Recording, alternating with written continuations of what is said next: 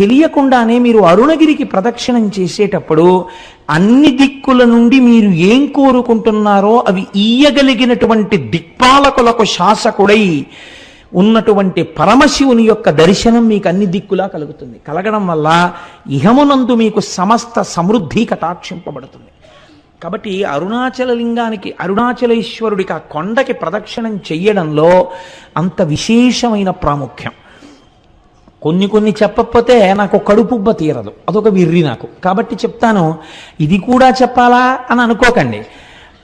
మనం పశ్చిమ దిక్కుకు వెళ్ళినప్పుడు ఆది అన్నామలై అని ఒక క్షేత్రం ఉంటుంది, ఒక దేవాలయం, శివాలయం ఉంది. ఆ ఆది అన్నామలై క్షేత్రం దేవాలయం దగ్గరికి వెళ్ళేటప్పటికే ఈసారి మేము కనుమ పండుగ నాడు వెళ్ళి, అసలు కనుమ అంటే మీరు అరుణాచలంలో చూడాలి. పశువుకి పూజ కదండి, పశు రూపంలో నిలబడిన వాడెవరు? నందీశ్వరుడు. మీరు చూసి తీరాలి.